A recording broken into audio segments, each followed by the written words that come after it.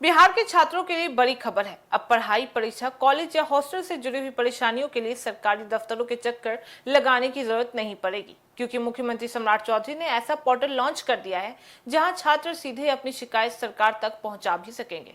नमस्कार, मैं फरीदा गजर और इस वक्त आप जुड़े हुए एक न्यूज 24 के साथ। देखिए, बिहार के लाखों छात्राओं के लिए राज्य सरकार ने एक नई सुविधा शुरू कर दी है।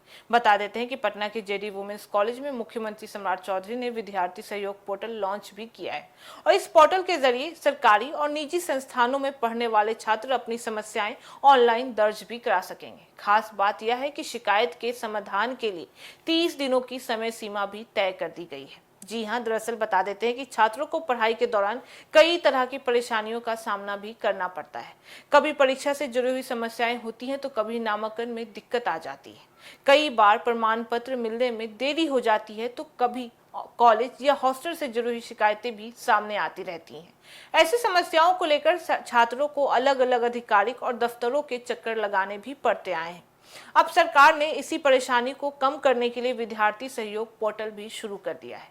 इस पोर्टल की मदद से छात्र अपनी शिकायतें ऑनलाइन दर्ज भी करा सकेंगे। बता देते हैं कि इसमें पढ़ाई, परीक्षा, नामांकन, प्रमाण पत्र, कॉलेज और हॉस्टल से जुड़ी हुई समस्याएं भी शामिल है। देखिए, सिर्फ शिकायत ही नहीं, छात्र इस पोर्टल के जरिए सरकार को अपने सुझाव भी भेज सकेंगे।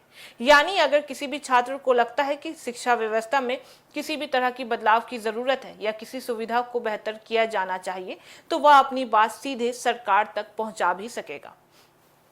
अब सबसे अहम बात करते हैं शिकायत के समाधान की। जी हां, बता दें कि सरकार के मुताबिक पोर्टल पर शिकायत दर्ज होने के बाद से उससे संबंधित अधिकारी या विभाग तक भेजा भी जाएगा। इसके बाद से उसे तय समय के अंदर हल करने की कोशिश भी की जाएगी। सरकार ने इसके लिए 30 दिनों की समय सीमा तय भी की है। यानी छात्र की शिकायत दर्ज होने के बाद से संबंधित विभाग को 1 महीने के अंदर ही समाधान करने की कोशिश भी करनी पड़ेगी।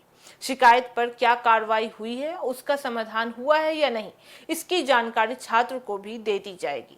बता देते हैं कि इस व्यवस्था का मकसद सिर्फ शिकायत दर्ज कराना नहीं है, बल्कि अधिकारियों की जवाबदेही तय करना भी माना जा रहा है, क्योंकि कई बार शिकायत करने के बाद भी छात्रों को यह पता ही नहीं चल पाता है कि उनकी समस्या पर कार्रवाई हुई है या नहीं। अब पोर्टल के जरिए शिकायत की स्थिति की जानकारी देने की व्यवस्था भी की जा रही है। बता देते हैं कि इस पोर्टल से सरकारी और निजी संस्थानों में पढ़ने वाले छात्रों को फायदा मिलने की उम्मीद भी जताई जा रही है। खासकर उन छात्रों के लिए यह सुविधा महत्वपूर्ण है जिन्हें छोटी छोटी समस्याओं के लिए बार बार कार्यालय के चक्कर भी लगाने पड़ते हैं।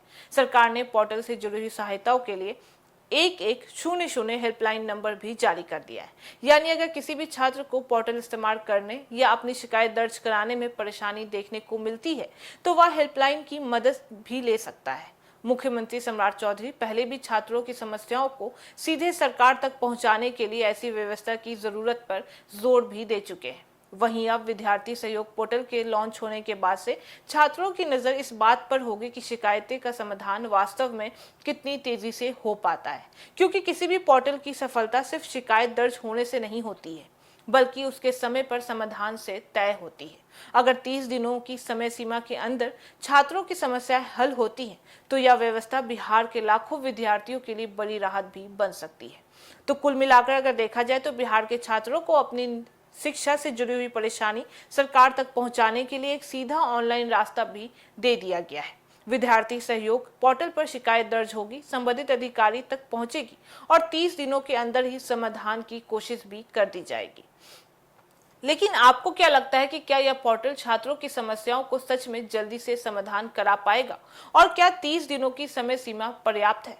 आप अपनी राय हमें कमेंट में जरूर बताइएगा। तो फिलहाल इस खबर में बस इतना ही। बाकी ऐसी तमाम खबरों के लिए देखते रहिए न्यूज 24। हर खबर सबसे पहले, सबसे सटीक। वीडियो को लाइक करें, शेयर करें, चैनल को सब्सक्राइब करना ना भूलें। धन्यवाद।